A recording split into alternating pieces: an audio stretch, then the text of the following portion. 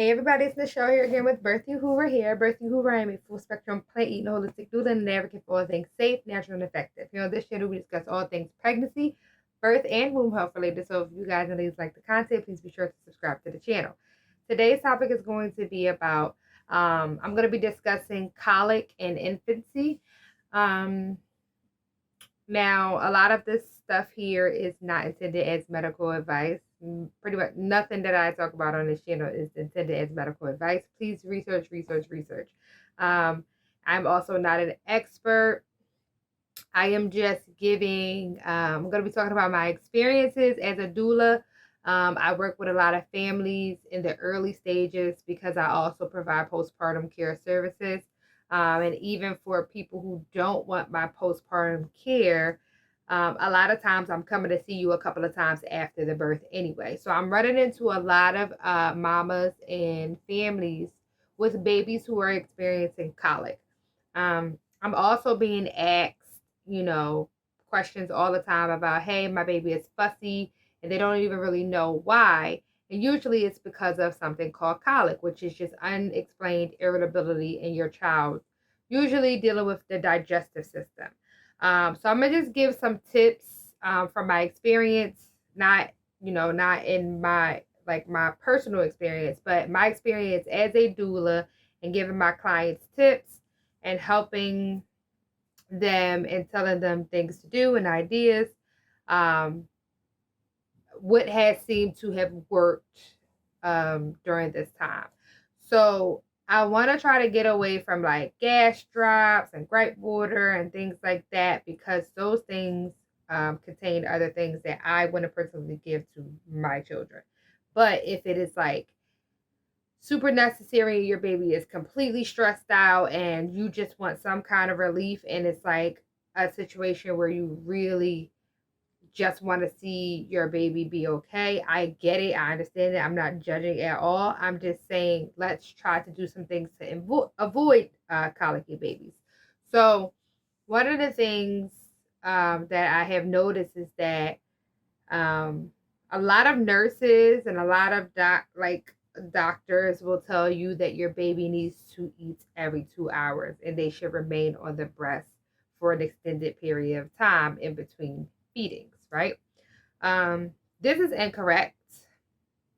Um, from personal experience, from experience with other moms, babies eat on demand. So it seems like when you're feeding your baby larger for a larger amount of time, whether it's breast milk or formula fed, if you're feeding them in bulk for a length of time, and then you're like waiting and giving them a large meal again, breast milk or formula, they're more prone to experience colic than a baby who, eats on demand. And eating on demand is smaller uh, increments of feedings and, time frames and things like that. They're constantly eating on demand. So they may eat for 15 minutes here. They may eat for 30 minutes here. They may eat for they may nurse for an hour. They may nurse a couple of times in 2 hours. They may, whatever. It's just constant small meals happening. And for the first 6 to 12 weeks, this is absolutely normal. I know it can be frustrating because you have the baby all the time, which is why baby wearing is important. But this is the nature of infancy. It's something that we must prepare for. We must mentally prepare for. We must physically prepare to be someone's human food source for the next year if you're choosing to breastfeed, right? So that's one thing you can do. You can really focus on um, feeding them more often in smaller meals. So that's one thing. And then the other thing is not eating high sulfur foods. So sulfur creates gas, and a baby's digestive system is very immature. So it sometimes causes them to just be full of gas and full of cramps because their digestive system is still trying to figure out how to digest food and air at the same time. And some babies actually even hold in gas because they don't know what this is and it's kind of scary to them. And so they clench and they tighten their muscles and they don't know what's really going on until they get that blowout pamper and they can't hold it anymore. But this is because we are eating a lot of foods high in sulfur. So this is like cabbage family, broccoli, kale, cauliflower, onions, garlic, things that contain a lot of sulfur. You want to kind of take out of your diet for the first half of, well, you don't have to take it out completely, but we don't want to eat it super often, right? So I want to take out all of that stuff for at least the first 6 months until the baby's digestive system becomes a little bit more mature. Or even if you want to break it down and juice it, as far as like kales and like super greens like that. But we definitely want to be careful about eating that kind of stuff when we are nursing because those foods are high in sulfur and can cause colic in the baby. Another thing is allergens. So we're talking soy, peanuts, peanut butter, egg, wheat, white flour. All of those things can be allergens like gluten. Things like that can be like really problemsome for a lot of small babies to digest. These things pass. I know we don't often believe that, but the stuff that we eat passes through our breast milk to give our baby nutrients. So want to stand clear of that stuff. Also, what else? Things that we can do is like keep your hydration good, eat a healthy, balanced diet. Try not to eat so much dairy products. Dairy has a lot of casein in it. It has a lot of what is it called? I guess lactose, which a lot of people are sensitive to. So I want to be careful with that stuff. And then you can just make sure your hydration is well, make sure you're eating well. Skin to skin, baby needs that skin to skin, and skin to skin helps baby actually digest food, keeps them comfortable. It helps them, your microbes communicate with their bodies to basically tell them how to digest the food that they've eaten. Beautiful thing. Mother and baby relationship is miraculous. And so those are things. And then so you can use things like fennel, anise, star anise. You can use things like dill, and these are like, you want to use the seeds of these foods to maybe drink as a tea because they have like a relaxing nutrient that helps kind of your baby relax their muscles and their digestive system, and it kind of helps them bring that gas and that stuff out of their body. And so these things are bioavailable.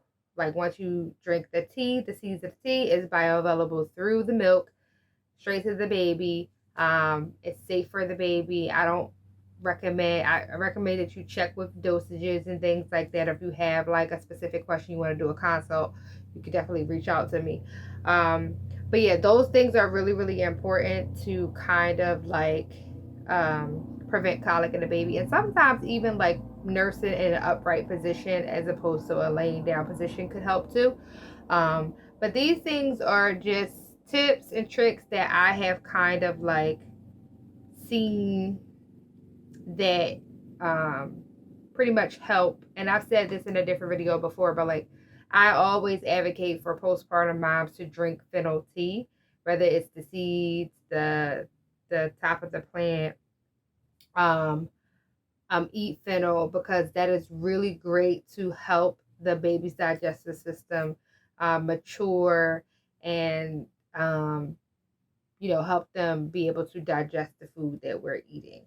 And a lot of us don't even have access to proper food and healthy food, so that's another reason why I advocate for this herb and for this aromatic as well.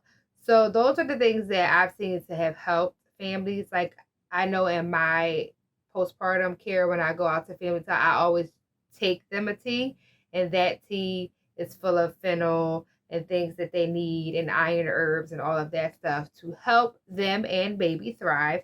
And so I see a difference in, as opposed to mamas that maybe I haven't worked with who have complained that their baby is fussy, and things like that. So just keep those things in mind. If you have some tips, or if you know that something worked for you, that is natural, that's safe, then please drop it. It can always help another mom. It can always help, some other family. I'm always open to suggestions. I'm always open to people sharing their knowledge, because this is a community where I want us to like share and like, you know, piggyback and build on each other's understanding of things and try to create the best possible outcomes for us and our children, so that we can just be healthy and vibrant and all of those great things. So that's my take on colic and how we can kind of like avoid and help if the problem is there. Now for formula fed babies, I can't really touch on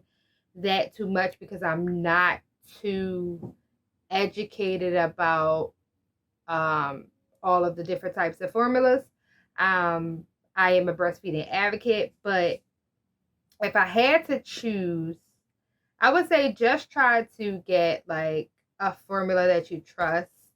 I've heard from a lot of a lot of lactation consultants that goat milk is a better option. It does, I did a little research, it does have less casein in it. It doesn't have, um, I forget, but it upon research, it does seem like it could be a better, more suitable option to be more gentle on the baby's digestive system. But please make sure it's prepared right. Please make sure you are feeding them properly. Another thing though is that we have to remember that when a baby is not breastfed, they are more prone to overeating because leptin is not found in any powdered milk. And that is one of the biggest things that a baby needs, especially early on, because leptin is the hormone that tells your baby that they are satisfied and that they are done eating. So in powdered milk, your baby doesn't know. So it's like, if you've ever been to a farm and they're just constantly feeding the chickens, they're feeding the chickens corn, and they're just eating and force feeding, and they just get so big because they don't know that the corn is not filling them up. The corn is an empty calorie. It doesn't fill them up at all. It doesn't make them feel anything. So they just keep eating. So it's kind of like the same concept. Like a baby will eat and cry because they are hungry, because they haven't experienced um, the leptin hormone that is in the breast milk to tell them and to communicate with them that they are done and that their stomach is full and satisfied.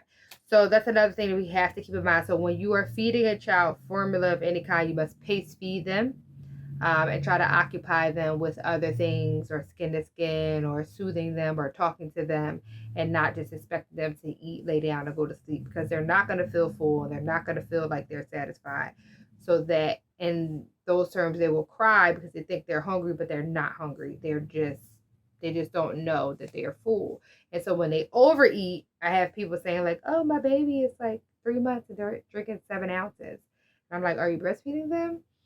Or are you formula feeding them?" And most of the time, pretty much all the time, it's formula fed. And it's like, well, I don't think that they're purposely drinking 7 ounces, and they're probably throwing up and all of those other things, but it's just because they don't know that they're full. So keep those things in mind. Please pace feed those babies. They do not need more than 2 to 4 ounces of milk at a time. They may need more formula because um, the nutrient ratio may be different from, well, it is different from breast milk to formula milk. So it just really depends. Like I really, like I said, I really can't talk too much on formula because I don't research that. I do research breast milk, and I do research how the structure of breast milk and the communication with mother to baby. I know that really well, but I don't